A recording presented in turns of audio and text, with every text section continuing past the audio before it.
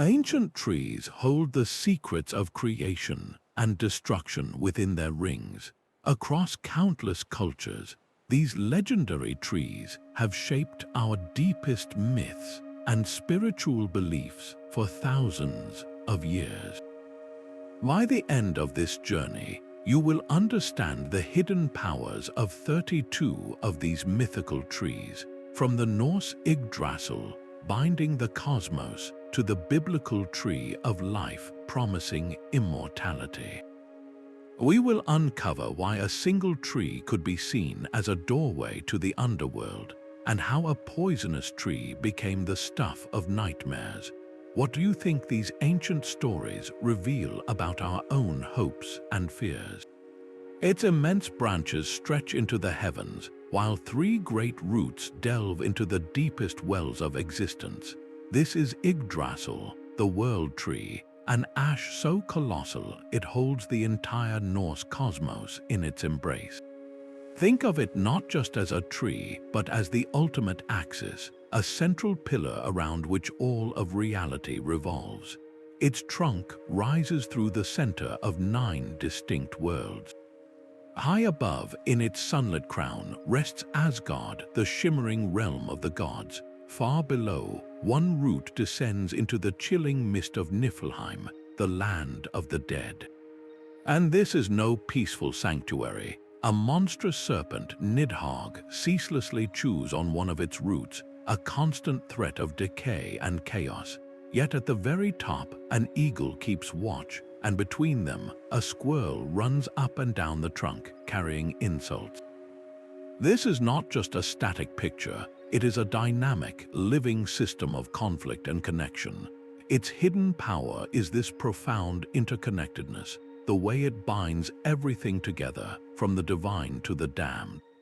Most profound of all is the Well of Erd, one of 3 fateful springs at its base. Here, the Norns, powerful female beings, water the tree's roots and carve runes into its wood, weaving the destinies of every living thing. Yggdrasil itself endures endless suffering, from the serpent's gnawing to the stag eating its leaves, yet it stands resilient. It is a testament to the idea that the universe itself is a cycle of struggle and sustenance. Does this ancient vision of a single, suffering yet sustaining tree reflect our own search for a center in a vast and often chaotic universe? This powerful concept of a cosmic axis is not unique to the Norse, but appears in strikingly similar forms across the globe. 2 trees stand at the very center of a perfect garden, their roots intertwined with the fate of all humanity. One, the tree of knowledge, is famous for its forbidden fruit.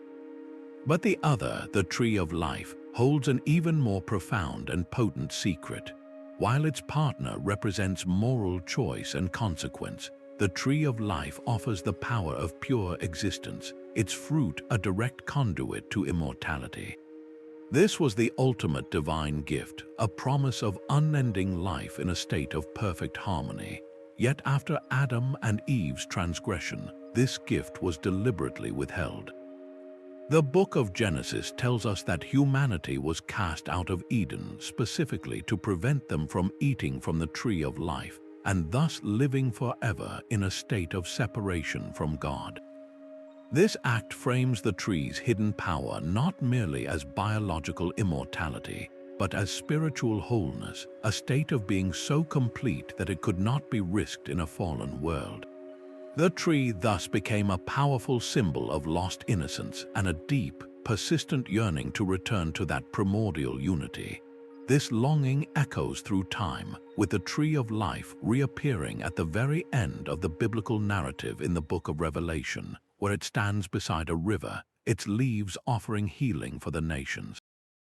It becomes a symbol of a circle closed, of a promised restoration, framing the entire human story as a journey back to its source. Our enduring fascination with this tree speaks to a universal human desire to conquer our greatest limitation, mortality itself. As humanity journeys away from that idyllic garden, the quest for enlightenment takes a different form under the shelter of another sacred tree.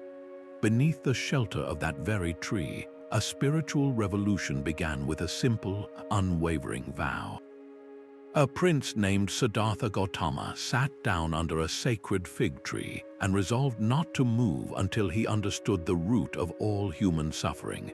For days and nights he meditated, facing inner demons and worldly temptations. And it was there, under those heart-shaped leaves, that he finally pierced the veil of illusion, attaining ultimate enlightenment and becoming the Buddha. This is the Bodhi Tree, a living monument not to lost paradise but to profound, attainable wisdom. Its hidden power is not immortality, but illumination, the power to awaken the mind to the true nature of reality. For millions, this tree is the ultimate symbol of potential, a living testament that enlightenment is not a distant dream but a state any being can achieve. The very spot in Bodh Gaya is believed to radiate a palpable energy of peace and insight, which is why pilgrims from every corner of the world journey to sit beneath its descendant, hoping to connect with that transformative silence. The tree itself is a teacher, its sprawling branches a testament to the middle way, a path of balance that avoids extremes. How can a simple tree become the focal point for a spiritual revolution that has lasted millennia? It reminds us that the greatest truths are often discovered not in grand palaces, but in the quiet, steadfast presence of the natural world. This pursuit of enlightenment through nature is a universal thread, one that weaves its way through the myths of cultures far beyond India. A celestial tree that can grant your every wish sounds like the ultimate fantasy, yet in Hindu mythology, this is the profound reality of the Kalpavriksha. This was no ordinary plant that grew from the soil. It emerged from the primal churning of the cosmic ocean, a divine entity born from the very essence of creation, and was claimed by the gods for their heavenly realm. Its true power lies in its ability to manifest any desire, whether for material treasures or spiritual blessings, serving as a living symbol of the universe's infinite capacity for abundance.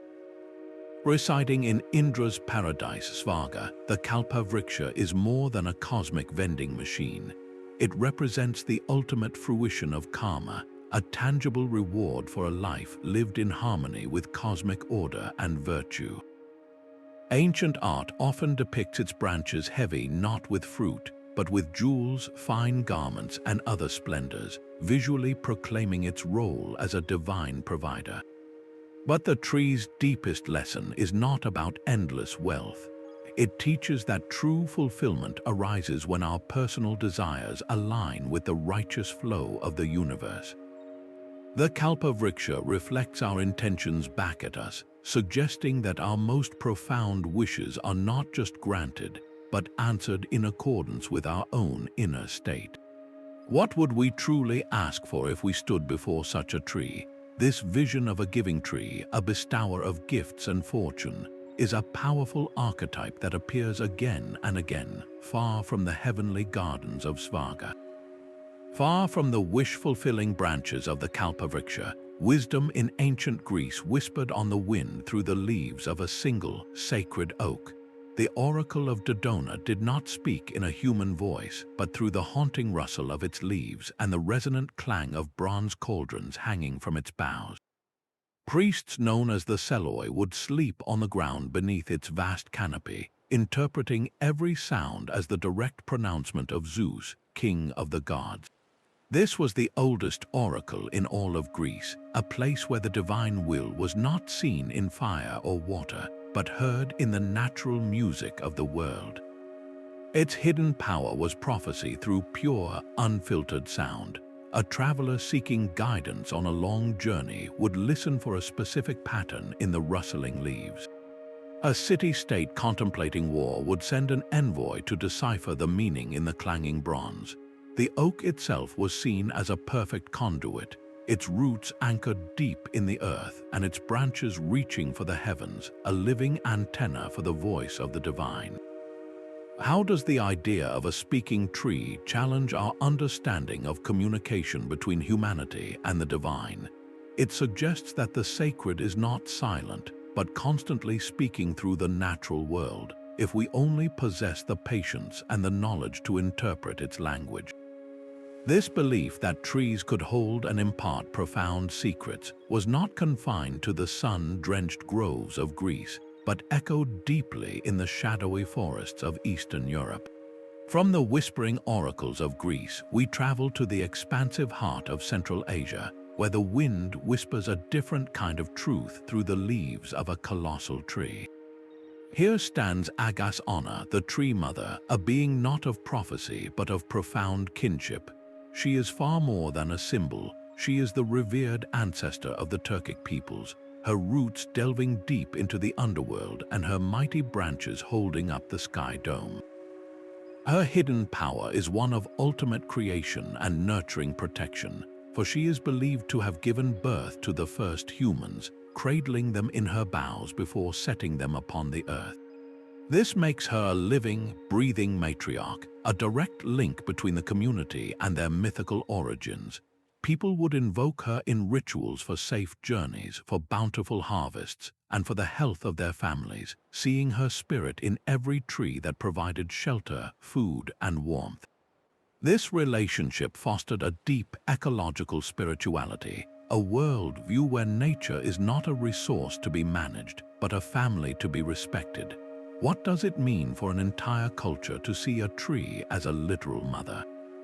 It fundamentally reshapes the human connection to the land, transforming it from a territory to a homeland, from an environment to a relative. This powerful maternal presence in mythology finds its counterpart in a distinctly paternal force, a tree that embodies not creation, but unwavering order and judgment. Deep in the remote mountains of Japanese lore grows a tree that blurs the very definition of life itself. The Jinmenju bears fruit unlike any other, each one a perfect talking human face. Imagine walking through a silent forest and hearing quiet laughter rustling from the branches above, only to look up and see dozens of faces staring back at you from the fruit.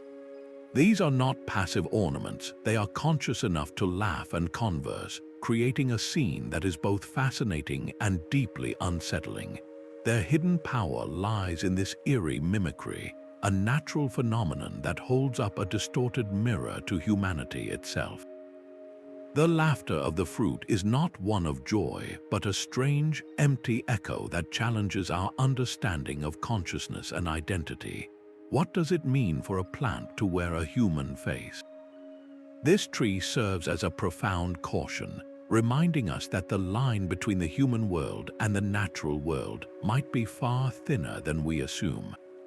And the legend carries a poignant lesson about time, for if the talking fruit is not picked, it will eventually fall from the branch and rot on the ground. This symbolizes the fleeting nature of existence and the critical importance of harvesting wisdom when the opportunity arises, before it is lost to decay. The Jinmenju reflects a cultural anxiety about our own place in the grand scheme, questioning whether we are truly separate from nature or merely a part of its vast, mysterious expression. This bizarre fusion of plant and person finds an even more intimate and startling form in another mythical tree, one where the connection is not just skin-deep, but rooted in the very soul. In the mythical Himavanta forest, a tree bears a harvest that defies all logic, fruit shaped like beautiful young women, each one hanging silently from the branches. This is the Nariphon, a being of profound paradox, created not for nourishment but for spiritual defense.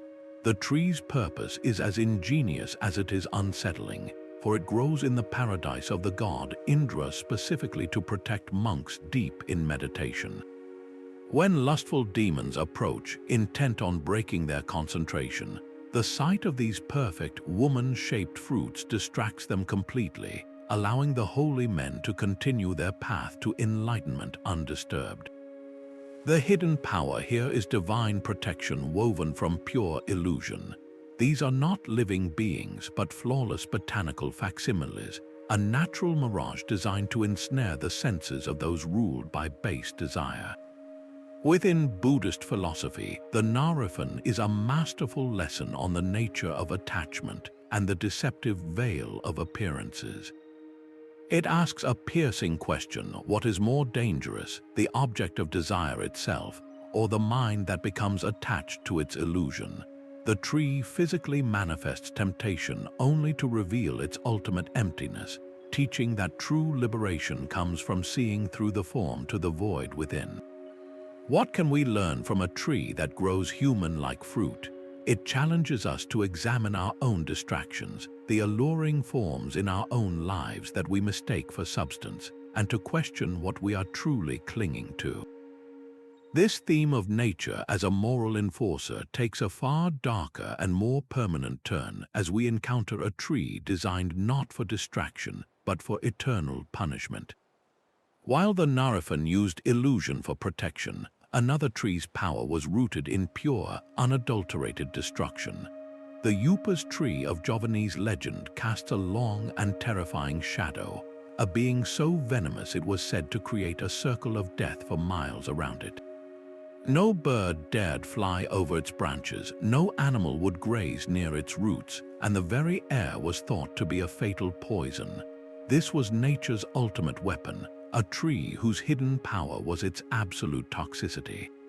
Its real-world counterpart, the Antiaris toxicaria, does possess a lethal sap used for tipping blow darts, but the myths transformed it into something far more monstrous. European explorers, captivated and horrified by these tales, spun stories of condemned criminals offered a pardon only if they would venture into the tree's blighted zone to collect its sap, a mission from which few ever returned. These exaggerated accounts fed a deep-seated fear of the unknown, painting distant lands as places where nature itself could be actively malevolent.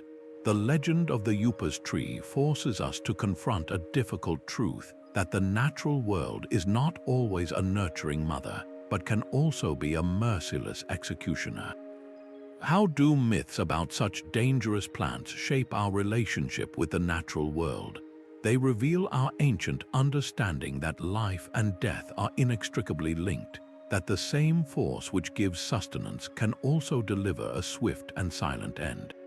This stark duality finds a surprising parallel in a tree that, while not poisonous, presents its own terrifying form of judgment from which there is no escape. The power to control life itself was once concentrated in the sap of a single, unassuming plant. Silphium grew only in a narrow strip of land near the ancient city of Cyrene, and its reputation was so immense it became the economic heart of an entire civilization. This was not a mythical tree from a god's garden, but a real, tangible plant whose hidden power was the profound ability to govern human fertility.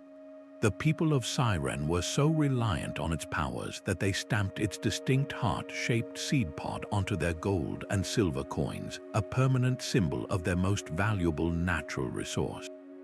Ancient physicians from Greece to Rome wrote extensively about its effectiveness, with recipes calling for a small portion of its resin to be taken monthly to prevent pregnancy. It was a form of biological autonomy in a world with few such options, a natural key to controlling one's own destiny. Yet this incredible value sealed its tragic fate. Demand skyrocketed across the Mediterranean, and the meticulous, difficult process of cultivating the plant failed. Within just a few centuries, the relentless harvesting wiped Silphium from the face of the earth. Its exact identity is now a ghost in the botanical record, a lost secret we can only partially understand from ancient texts and those iconic coins.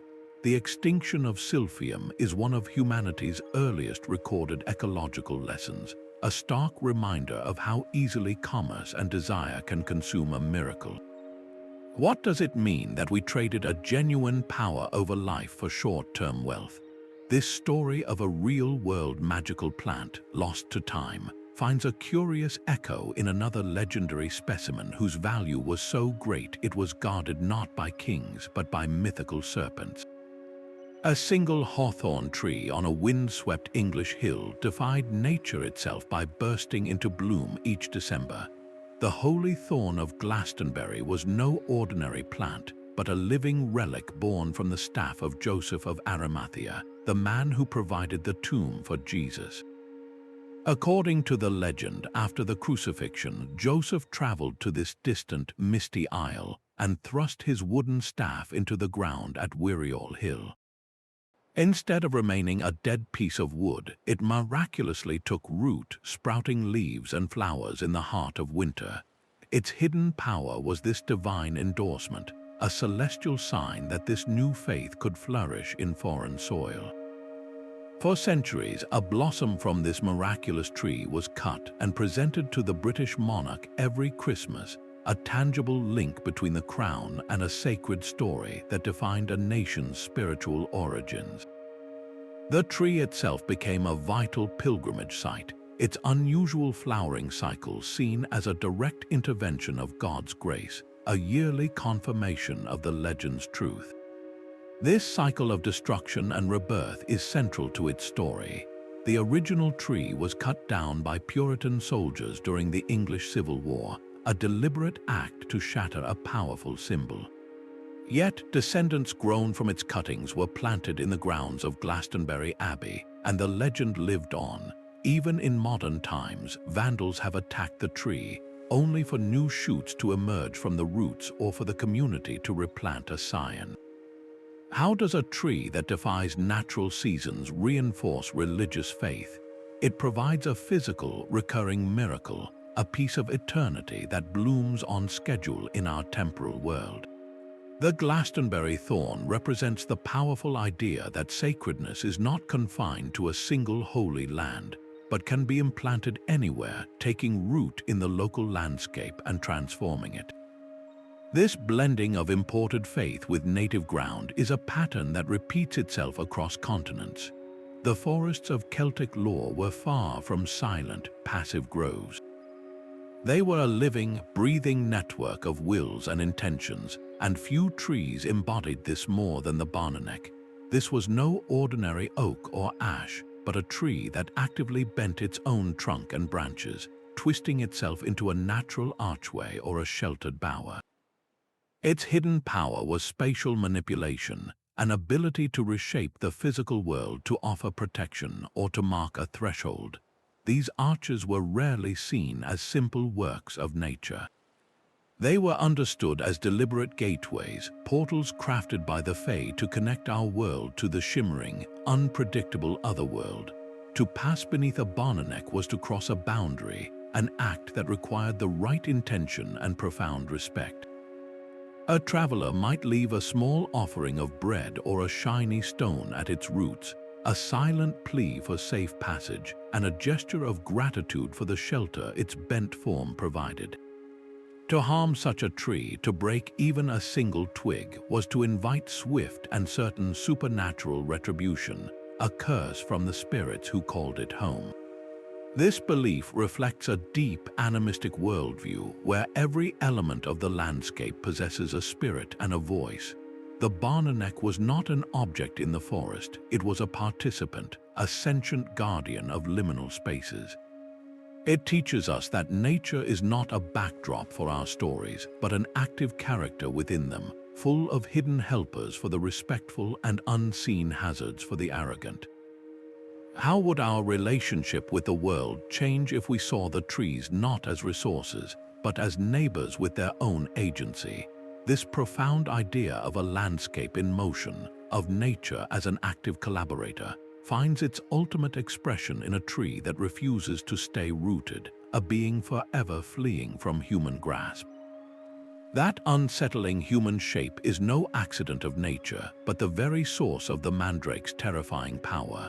This gnarled root, with its uncanny resemblance to a tiny human form, was not merely a plant in European folklore, it was a captive earth spirit. Its legendary scream upon being uprooted was not just a sound, but a lethal weapon, a blast of pure life force released in a single, soul-shattering cry. This belief meant that harvesting a mandrake was not a simple act of gardening. It was a perilous magical operation. You could not pull it yourself. The prescribed ritual involved tying the plant to a dog, then luring the animal away with a piece of meat. The dog would tear the root from the earth, absorbing the fatal scream and sacrificing itself for its master's ambition. This elaborate process highlights a core principle of sympathetic magic, the idea that like affects like. Because the root looked like a person, it was believed to contain a person's essence, its very soul. To harvest it was to commit a kind of murder, and the scream was its death wail. This is why the mandrake's powers were so potent and so diverse. A small piece carved into an amulet could protect a home from evil spirits. Grated into a potion, it could supposedly inflame passion or cure infertility. But this power always came with a price, a lingering danger that the spirit within could turn against its user. How does giving a plant a human form transform it from a simple herb into a supernatural entity? It bridges the gap between our world and another, making the abstract tangible and the magical dangerously personal. The mandrake's enduring influence, from the witches in Macbeth to the magical herbology of Harry Potter, proves how deeply this screaming root is embedded in our collective imagination. It represents the ultimate forbidden fruit, not hanging from a branch but buried in the soil, waiting with a deadly secret for anyone brave or foolish enough to dig it up.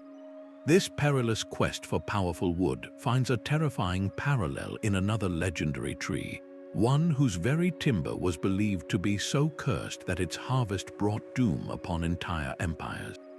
The aspen tree never knows a moment of true stillness. Its leaves flutter in a constant, shimmering dance, even when the air seems perfectly calm. Ancient cultures looked upon this perpetual motion and wove stories to explain its restless nature.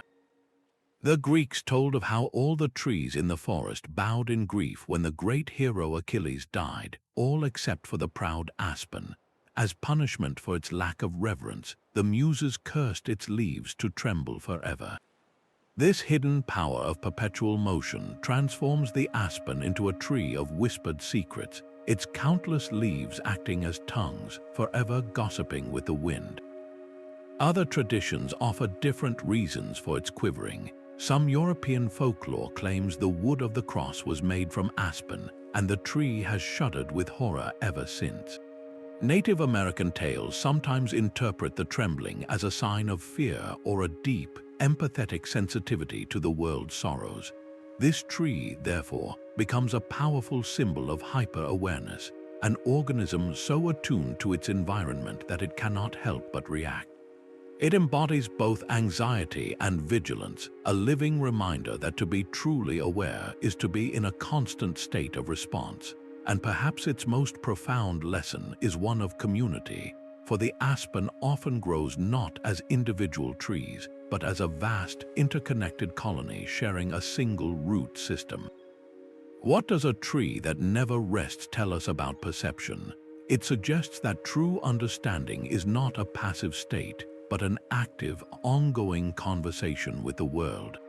This idea of trees bearing witness, of holding memories within their very fibers, leads us to a tree that is not just a witness, but a library of the past.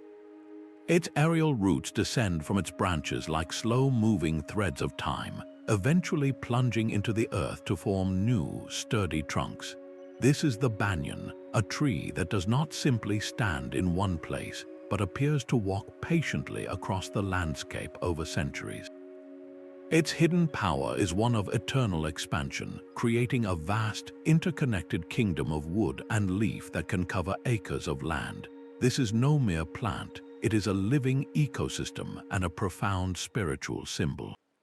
In Hindu mythology, it was under the timeless canopy of a banyan that the god Krishna rested, using its form to reveal the structure of the cosmos itself. He described the universe as an inverted banyan tree with its roots anchored in the heavens, in the spiritual realm, and its branches spreading downward into our material world. This vision completely upends our usual perception of reality. suggesting that everything we experience is merely the branching manifestation of a higher, unseen source. The banyan's sprawling form provides more than just shade. It offers a sacred space for enlightenment. For thousands of years, sages have meditated in the perpetual twilight beneath its canopy, and entire villages have gathered in its shelter to discuss matters of life and community. It symbolizes longevity and even immortality, not through a single unchanging trunk, but through its relentless, multi-directional growth. How does a tree that walks redefine our understanding of stability and change? It teaches that true endurance is not about remaining static, but about the constant, resilient act of putting down new roots, of adapting and expanding without ever abandoning the core. This majestic, sheltering giant finds its perfect opposite in a tree that offers not a permanent home, but a fleeting, miraculous meal. High in the celestial orchards of the Queen Mother of the West, a single peach tree holds the cosmos on a strict schedule. It flowers and bears fruit only once every 3,000 years, and each succulent peach contains the ultimate power, the complete defiance of death. To taste its flesh is to achieve immortality, a prize so coveted it draws the attention of both serene deities and ambitious tricksters. This is the peach tree of immortality, and its most famous story involves the legendary Monkey King, Sun Wukong. Appointed as a guardian of the sacred orchard, the impulsive monkey could not resist the temptation. He devoured the divine peaches, not just stealing a single fruit, but consuming the very essence of eternal life that the gods had carefully hoarded for their own exclusive feasts. His rebellion was not just one of theft, but of cosmic defiance, a challenge to the established celestial order. The hidden power of this tree, therefore, is not merely biological immortality, but the spiritual and social status that comes with it. To be invited to the Queen Mother's peach banquet was to be recognized as a being of supreme virtue and power. The incredibly long 3,000-year cycle between harvests is a test in itself, representing the immense patience, discipline, and spiritual cultivation required to even be considered worthy of such a reward. This myth is woven deeply into the fabric of Chinese culture, where peach wood amulets are carved to ward off evil spirits and peach blossoms decorate celebrations for long life. What does this endless pursuit of a magical fruit reveal about our deepest aspirations? It shows that the desire to conquer time is often intertwined with a longing for recognition, for a place at the table among the divine. This celestial orchard, with its promise of eternal life, is a powerful echo of other mythical gardens where the boundaries between humanity and the gods are negotiated not through prayer, but through a single transformative bite. A dragon's coiled form rests at the base of a tree shimmering with fruit of solid gold. This is the legendary apple tree of the Hesperides, a wedding gift from the earth goddess Gaia to Hera, queen of the gods. Its golden apples were far more than divine jewelry. They were the very source of the gods' eternal youth and radiance, a power so vital it required 100-headed dragon and the watchful nymphs of the sunset to stand guard. The hidden power of this tree was its ability to sustain divine immortality itself, making its fruit the most coveted objects in the cosmos. This was no passive symbol of beauty, but an active, protected power source.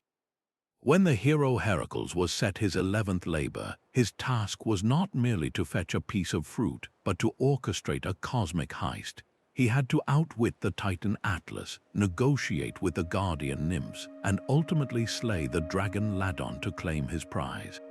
This myth frames the golden apples not as a simple reward, but as a test of wit, strength, and cosmic diplomacy.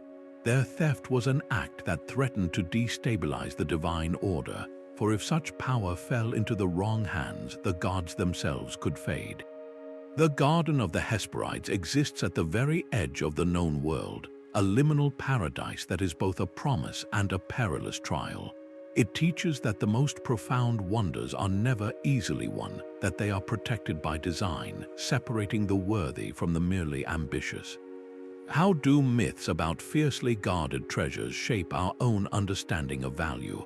They suggest that true worth is measured not by the object itself, but by the trials one must overcome to reach it, and the responsibility that comes with holding such power. This theme of a tree as a protected treasure gives way to another where the tree itself becomes the guardian. Its branches hold a quiet, resilient strength, offering not just shelter but a sacred promise of return. The juniper tree stands as a silent guardian in the heart of European folklore, a being deeply woven into the fabric of life, death, and what lies between. This is powerfully illustrated in the Grimm brothers' haunting fairy tale, where a murdered boy is buried beneath a juniper. The tree does not merely mark his grave, it actively watches over his remains, its presence a catalyst for a miraculous rebirth. He transforms within its roots, returning to the world as a bird to sing his story and restore justice. This hidden power of the juniper is one of profound transformation and safe passage, a bridge that guides the spirit through its darkest transitions. This belief extended far beyond stories into daily life. For centuries, its sharp, scented smoke from burning berries and needles was used in smudging rituals, a practice meant to purify homes and sacred spaces, clearing them of negative energy and illness. People hung its branches above doorways as a spiritual barrier, trusting in its ability to ward off evil spirits that might cross the threshold. The tree itself is a lesson in endurance, often found clinging to rocky, windswept hillsides where little else can grow. Its tough, gnarled form speaks to an ability to thrive in harsh conditions, making it a natural symbol of hope and resilience. What can a tree so intimately linked with death and rebirth teach us about our own lives? It offers a quiet assurance that endings are not final, that loss can give way to renewal, and that nature itself holds the ancient, reliable keys to healing. This cyclical nature, this constant process of shedding and regrowth, finds a spectacular echo in another tree that is perpetually renewed from within. Shade was a sacred gift in the scorching Egyptian sun, and the sycamore fig offered a sanctuary that reached far beyond the world of the living. This was no ordinary tree, but a divine threshold where goddesses like Hathor and Nut would manifest, their bodies emerging from the trunk to offer a cool cup of water and a loaf of bread to the weary souls of the dead.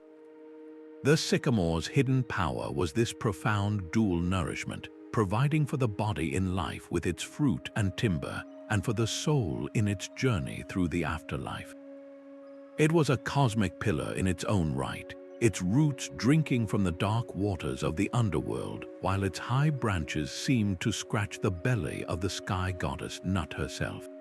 Egyptians were buried with sycamore wood coffins and amulets, a physical piece of this gateway to ensure they would find its shelter and recognize the divine face waiting for them. This tree embodies a beautiful and comforting paradox, a symbol of death that is deeply intertwined with nurture and sustenance. How does a tree serve as a comforting presence in the face of mortality? It becomes a fixed point, a reliable refuge in the vast and terrifying unknown, promising that the transition from life is not an abandonment, but a welcome into a different kind of shade. This role of trees as psychopomps, as gentle guides for souls, is a powerful concept that appears in many forms across the ancient world. The bitter taste of chocolate was once a direct link to the divine. For the ancient Maya, the cacao tree was far more than a source of sustenance. It was a physical piece of their cosmology, a sacred gift from the gods themselves. Its hidden power was a remarkable dual force, governing both the spiritual and the economic realms of an entire civilization. On one hand, the cacao bean was money. It was used as currency to buy everything from a basket of maize to a plot of land, making the tree a literal forest of wealth growing in their midst. Yet this practical value was completely intertwined with a profound spiritual purpose. The Maya believed the cacao tree was a bridge, its roots reaching into the underworld of Xibalba and its branches offering a path to the gods. In their creation myth, the hero twins Hunahpu and Xbalanque outwitted the lords of the underworld, an epic struggle that was intimately connected to the cacao tree. Because of this sacred lineage, chocolate was not a casual treat but a ritual sacrament. Royalty and priests would consume a bitter, frothy drink made from ground cacao, chili, and maize in elaborate ceremonies, using it to commune with ancestors and deities. They called this drink the blood of the earth, a potent elixir believed to grant not just physical health but spiritual vision. What does the deification of a food tree reveal about the values of a civilization?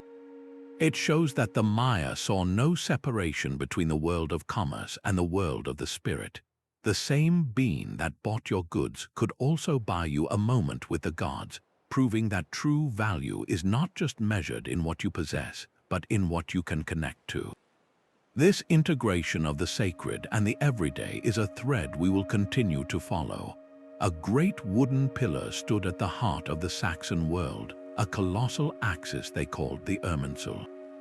For the tribes of northern Europe, this was not merely a sacred tree, it was the very post that held up the sky, a cosmic anchor for their entire way of life. Its hidden power was not mystical in the traditional sense, but deeply political and cultural, binding a people together with a shared spiritual center. The Irminsul was a physical focal point for rituals and community gatherings, a tangible representation of their identity and their gods. This made it a primary target for Charlemagne in the 8th century, whose armies systematically sought to dismantle Saxon paganism.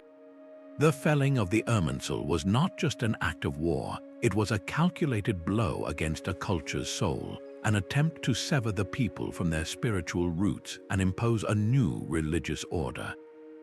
This single act of destruction demonstrates with brutal clarity how a sacred tree can become a battleground in a clash of civilizations. The loss of such a central symbol creates a profound void, scrambling a community's sense of place in the universe and erasing a focal point for its collective memory. How does a culture rebuild its identity after its spiritual axis has been deliberately shattered? The story of the Irminsul is a testament to the power of symbols in the fight for cultural survival. This deep connection between a tree and a people's identity finds a more hopeful expression across the ocean, where one particular cedar has come to symbolize the resilience of an entire nation. Its towering form became the ultimate measure of permanence for entire civilizations.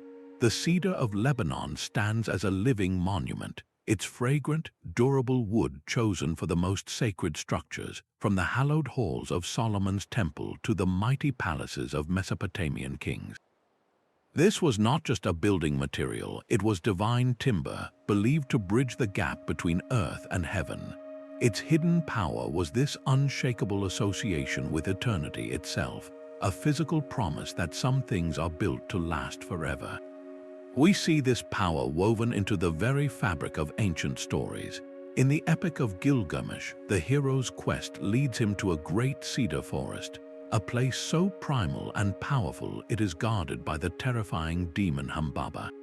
To slay Humbaba and claim the trees is not an act of mindless destruction, but a profound archetypal struggle.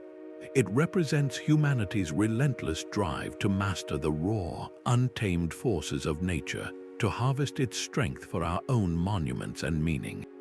The cedar, in this context, is the ultimate prize, a symbol of the power that must be conquered to build a lasting name. For the people of Lebanon, this tree is far more than a relic from a text. It is the heart of their national identity, emblazoned on their flag as a testament to a culture that, like the cedar, has weathered millennia of storms, both natural and human. Its roots cling to rocky mountainsides, enduring harsh winds and droughts, a perfect mirror for a people's resilience. What does a tree that silently observes the rise and fall of empires whisper to us about legacy? It suggests that true endurance is not about avoiding conflict, but about possessing a deep inner strength that allows you to stand firm through every season.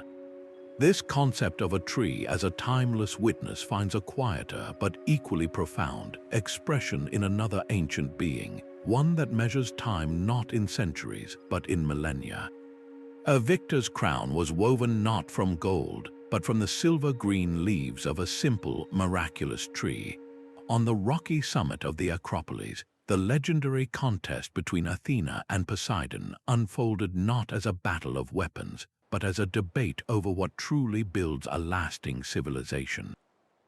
Poseidon, god of the sea, struck the earth with his trident, and a powerful saltwater spring burst forth, a symbol of naval dominance and martial strength. But Athena, goddess of wisdom, offered something far more transformative. With a touch, she caused an olive tree to spring from the barren ground, a living promise of sustenance, light, and commerce. The olive's hidden power is this profound practicality, the ability to provide food from its fruit, light from its oil, and wealth from its trade. The Athenians, in their wisdom, chose the tree. They understood that raw power, like Poseidon's briny spring, could conquer, but it could not cultivate. It could not fuel the lamps of scholars, anoint the brows of leaders, or fill the coffers of a peaceful, prosperous society. This was the victory of nurturing foresight over destructive force, a decision that literally named their city. The sacred olive tree that grew on the Acropolis was believed to be that very first gift, and its story of resilience is as powerful as its origin. When Persian invaders burned Athens to the ground, they made sure to destroy this potent symbol. Yet from the blackened stump, a new shoot emerged, green and vital, a day later. This was no ordinary regrowth, it was a divine affirmation, a message that the culture born from wisdom could not be so easily erased. How does a simple tree come to embody the ideals of an entire city-state? It becomes a living contract, a daily reminder that true strength lies in the capacity to create, to sustain, and to endure. From this myth, the olive branch was forever enshrined as the ultimate symbol of peace, an offer to end conflict not from a position of weakness, but from the profound, unshakable strength of civilization itself. An inverted tree holds the entire cosmos within its form, its roots anchored not in soil, but in the absolute reality of the divine. This is the Ashvattha, the sacred fig tree described by Lord Krishna in the Bhagavad Gita, a metaphysical map where everything we perceive as reality is merely the branching manifestation of a single, supreme source. Its roots are in the heavens, in the realm of pure spirit, and its branches stretch downward into our world, bearing the leaves of sacred hymns and the fruits of our actions. The hidden power of this tree is its function as a complete framework for understanding existence itself, a visual guide to the nature of consciousness and the path to liberation. Krishna presents a startling solution to the puzzle of this cosmic tree. He instructs the warrior Arjuna to cut it down with the sharp axe of non-attachment. This is not a call to destroy the world, but to sever our entanglement with its ever-changing, illusory forms. The goal is not to fell the tree, but to trace its branches back to its primordial root, to discover the singular, unchanging truth from which all of life's diversity springs. How does envisioning the universe as a tree change our approach to spirituality? It transforms the quest for knowledge from an external search into an inward journey, a process of peeling back the layers of illusion to find the stable, eternal core. The Ashvattha challenges us to see the entire material world as a temporary, upside-down reflection of a deeper, spiritual order. This profound philosophical tree, a symbol of the entire manifest cosmos, finds a more intimate, tangible counterpart in another tradition where a single tree represents not the universe, but the entire lineage of a people. Even the fires of hell require their own terrible sustenance. Deep within the Islamic conception of the afterlife grows the tree of Zaqqum, a being of pure agony rooted not in soil, but but in the scorching bedrock of divine judgment. This is the absolute inversion of the bountiful trees of paradise, its hidden power one of eternal punishment. The Quran describes its fruit as so repulsive they appear like the severed heads of demons, a visual horror meant to be consumed by the sinners condemned to its realm. But the true torment lies not in the eating, but in the consequence. To swallow this bitter fruit is to ignite an internal inferno, causing boiling water to erupt within one's own belly in an endless, excruciating cycle. This tree is not a passive plant in a landscape of fire. It is an active instrument of retribution, a physical manifestation of the spiritual poison of wrongdoing. Its very existence serves as a stark eschatological symbol, grounding the abstract concept of divine justice in a terrifyingly tangible form.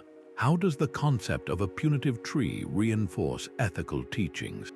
It translates moral failure into a sensory, inescapable reality, making the consequences of one's actions brutally immediate and physical. The Zakwam presents a chilling duality within nature itself, revealing that the same creative force that provides the dates and pomegranates of paradise can also generate a tree whose only purpose is to perpetuate torment. This narrative device of trees as both ultimate reward and ultimate punishment appears across world mythology, framing the natural world as a direct participant in the cosmic balance of justice. A young sapling planted by divine hands holds a destiny far greater than a simple throne. In the ancient world of the Epic of Gilgamesh, the goddess Inanna carefully sets a hulapu tree, likely a willow, into the bank of the great Euphrates River. Her plan is elegant and direct, to nurture the tree until its wood can be carved into a royal throne and a sacred bed, symbols of her established power. But nature, in these old stories, rarely complies with neat divine plans. The tree grows, but instead of becoming a tidy resource, it transforms into a stronghold of chaos. A serpent that cannot be charmed makes its home in the roots, a fierce demoness builds her dwelling in the trunk, and the Anzu bird, a monstrous creature of the storm, nests in its highest branches. The tree's hidden power is this dangerous potential, its ability to become a prize so valuable it attracts both the divine and the monstrous, a resource that cannot be claimed without a fight. Inanna, the powerful queen of heaven and earth, finds herself unable to reclaim her own property from these chaotic squatters. She is forced to turn to the hero Gilgamesh, who arrives with his companion Enkidu. With tremendous force, he slays the serpent, causing the demon and the Anzu bird to flee in terror. He then cuts down the tree himself, presenting the prized wood to the goddess. This entire episode is a powerful microcosm of the epic's grand themes.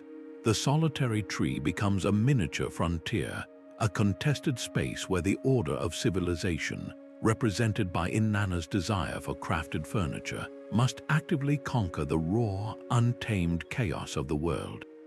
Gilgamesh's intervention is more than a simple favor.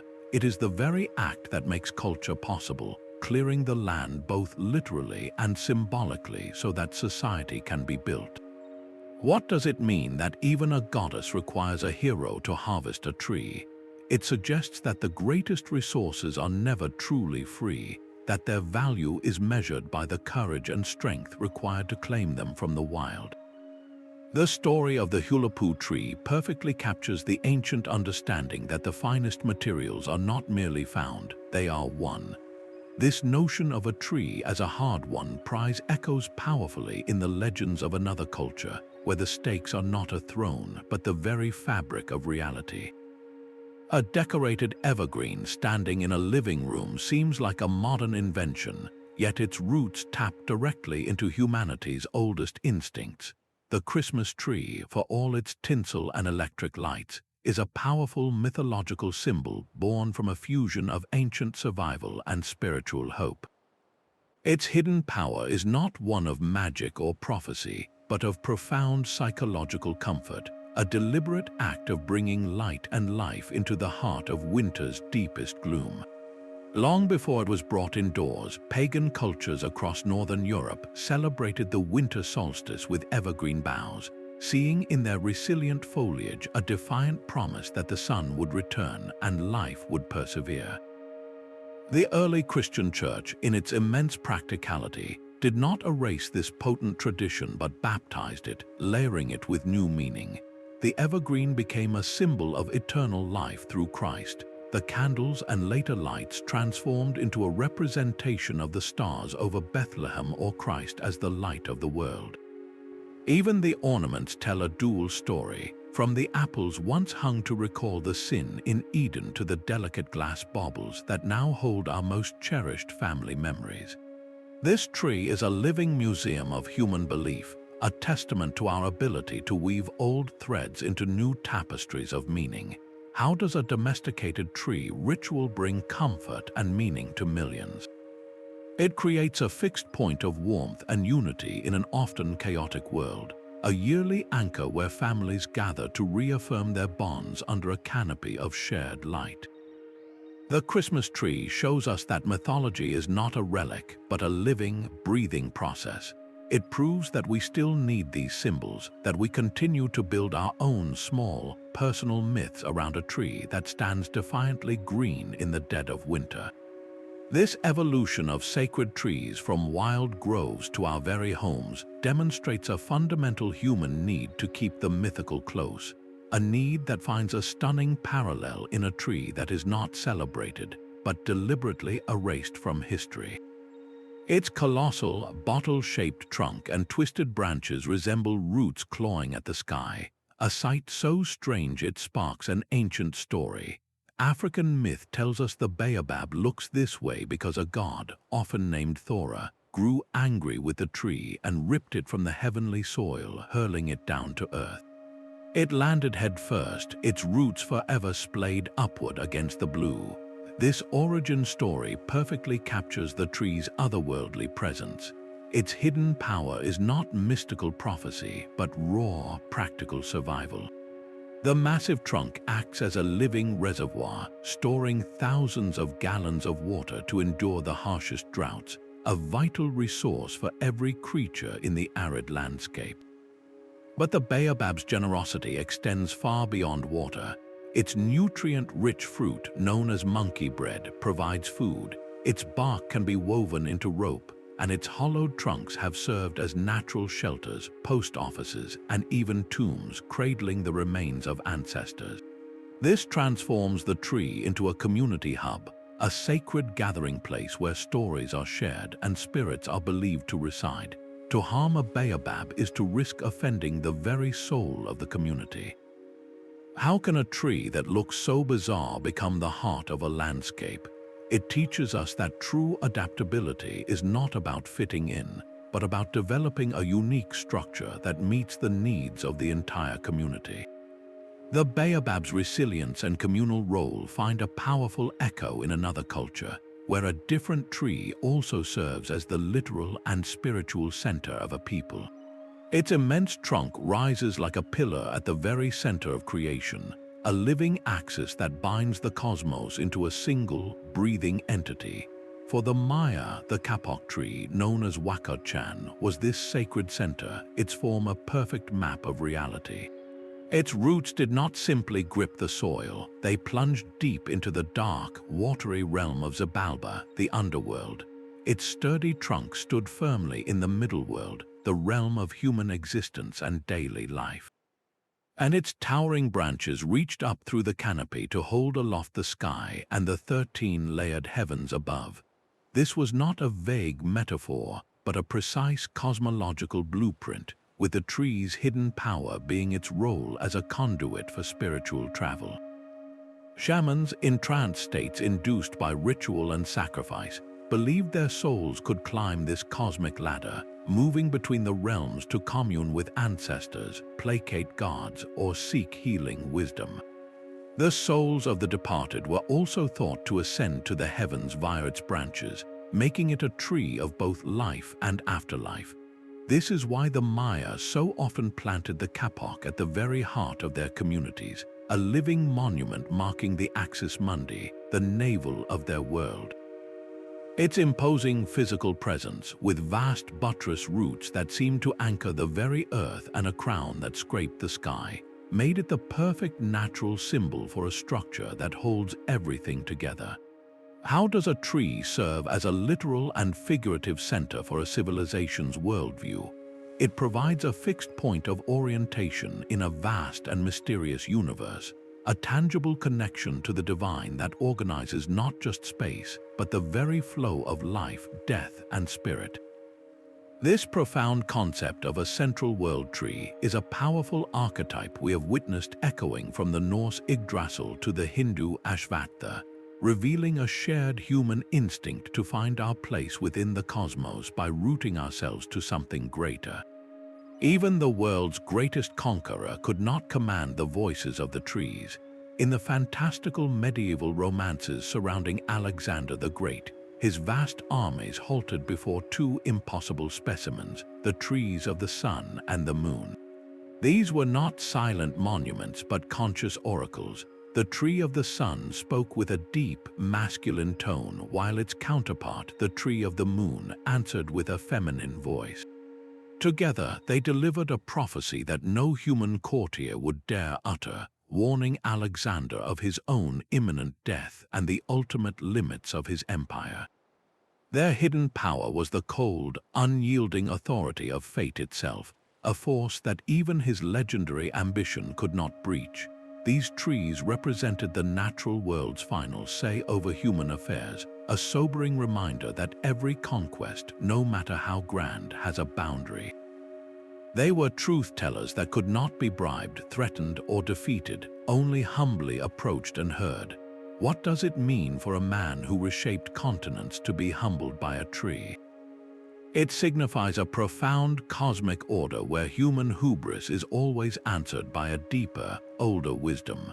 The trees did not offer strategies or secrets to extend his life. They simply stated the inevitable, forcing the conqueror to confront his own mortality. This theme of trees as impartial judges provides a powerful counterpoint to tales of unchecked ambition, framing nature not as a resource to be exploited, but as the ultimate arbiter of destiny. A tree that actively hunts stands as a stark warning in the stark desert. In the mystical traditions of Jewish folklore, the gug is not merely a plant, it is a demon in arboreal form, a hybrid terror that embodies the raw hostility of the wilderness. Its hidden power is one of predatory deception, using the universal language of need against the traveler. To a person dying of thirst, its silhouette promises life-saving shade. To someone starving, its branches might seem to offer strange, alluring fruit. But this is a trap woven from desperation itself. The moment a victim draws near, the tree's pliable branches become whipping, coiling snares, capturing the unwary to be devoured. The gug represents the absolute inversion of every benevolent tree we have encountered. It is the antithesis of the nurturing sycamore of Egypt or the wish-fulfilling Kalpavriksha, a chilling reminder that nature is not always a sanctuary, but can be a conscious, malevolent force. This legend served a vital, practical purpose as a cautionary tale. It codified the very real dangers of venturing into uncharted deserts, dehydration, disorientation, and death, into a memorable, terrifying story. How do myths about malevolent trees help communities navigate real-world risks? They externalize abstract threats into tangible monsters, making complex dangers simple to understand and remember. By giving the peril of the unknown a name and a form, the gug taught generations to approach the wilderness with respect, preparation, and a necessary degree of fear, ensuring that the allure of the horizon was always tempered by the wisdom of caution. A tree that sprouted birds from its branches offered a strange solution to a medieval theological dilemma. Along the stormy coasts of Scotland and Ireland, travelers and naturalists spoke of the barnacle tree, a marvel that grew not fruit but shellfish. Its tangled branches were said to bear goose barnacles, and when these peculiar shells ripened and fell into the sea, they would transform, unfolding into living, breathing barnacle geese. This was not merely a curious tale, it was a widely accepted theory of spontaneous generation, a hidden power that completely blurred the established boundaries between the plant and animal kingdoms. The myth almost certainly sprang from a simple, observable truth. People saw driftwood crusted with goose barnacles, their feathery filtering appendages waving from shells that bore an uncanny resemblance to a bird's head and neck. From this visual similarity, a grand explanation was born to solve a genuine mystery. Where did these particular geese come from if no one had ever seen their nests or eggs on land?